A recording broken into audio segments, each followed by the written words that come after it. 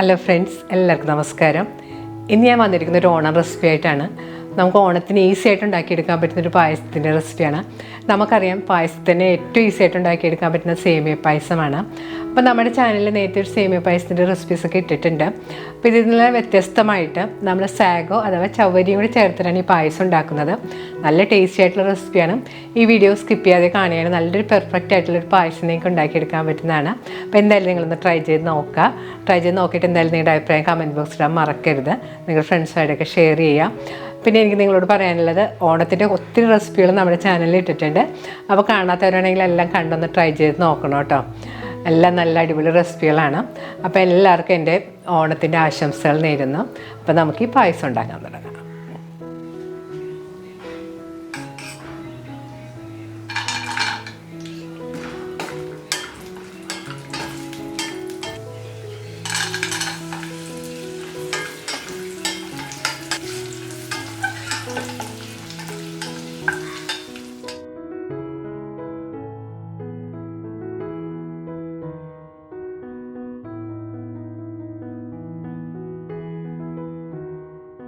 പായസം ഉണ്ടാക്കാനായിട്ട് ഞാനിവിടെ എടുത്തിരിക്കുന്നത് ഈ സൈസിലുള്ള സേമിയാണ്.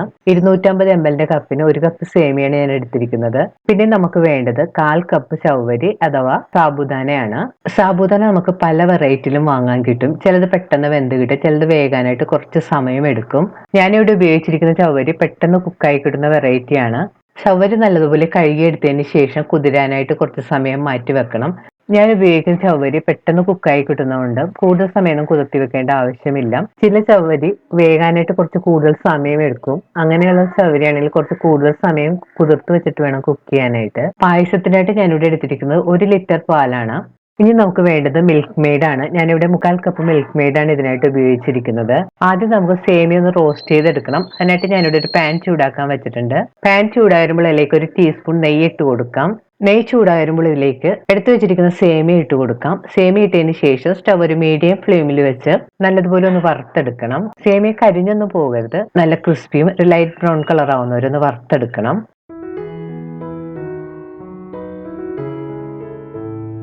ഇപ്പോൾ സേമിയെല്ലാം മൂത്തൊരു ചെറിയ ലൈറ്റ് ബ്രൗൺ കളർ ആയി തുടങ്ങിയിട്ടുണ്ട്. ഈ സമയത്ത് നമുക്ക് സ്റ്റവ് ഓഫ് ചെയ്ത് തണുക്കാനായിട്ട് മാറ്റി വെക്കണം.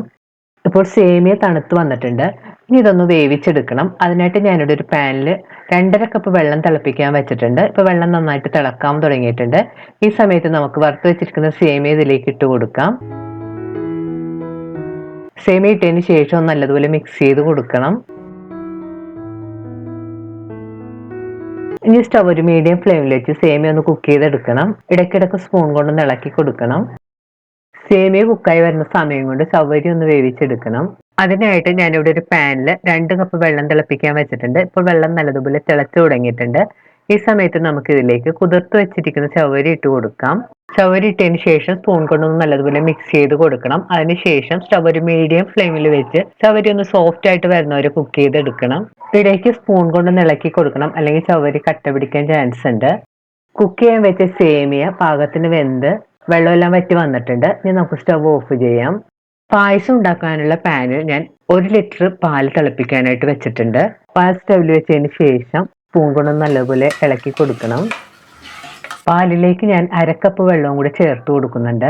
ഇനി പാലൊന്ന് നല്ലതുപോലെ തിളപ്പിക്കണം. ഇപ്പോൾ പാൽ നല്ലപോലെ തിളക്കാൻ തുടങ്ങിയിട്ടുണ്ട്. ഈ സമയത്ത് നമുക്ക് ഇതിലേക്ക് കുക്ക് ചെയ്ത് വെച്ചിരിക്കുന്ന സേമിയയും കൂടി ചേർത്ത് കൊടുക്കാം. സേമിയ ചേർത്ത് നല്ലതുപോലെ ഒന്ന് മിക്സ് ചെയ്ത് കൊടുക്കണം. സേമിയ ചേർത്ത് കഴിഞ്ഞപ്പോൾ നല്ലതുപോലെ തിളക്കാൻ തുടങ്ങിയിട്ടുണ്ട്. സേമിയ ചേർത്ത് ഒരു 2-3 മിനിറ്റ് കഴിഞ്ഞതിന് ശേഷം ഇതിലേക്ക് നമുക്ക് കുക്ക് ചെയ്ത് വെച്ചിരിക്കുന്ന ചവ്വരിയും കൂടി ചേർത്ത് കൊടുക്കാം. ചവ്വരി ഞാൻ കുക്ക് ചെയ്ത വെള്ളത്തോടുകൂടി തന്നെയാണ് ചേർത്ത് കൊടുത്തിരിക്കുന്നത്. നിങ്ങൾക്ക് വേണമെങ്കിൽ വെള്ളം ഊറ്റിക്കളഞ്ഞിട്ട് വേണമെങ്കിൽ ചേർക്കാം. സേമിയ പായസത്തിൽ കുറച്ച് വെള്ളം മുന്നിൽ നിൽക്കുന്നത് നല്ലതാണ്, കാരണം കുറച്ച് സമയം ഇരിക്കുമ്പോഴത്തേക്ക് നല്ല കുറുകി വരും.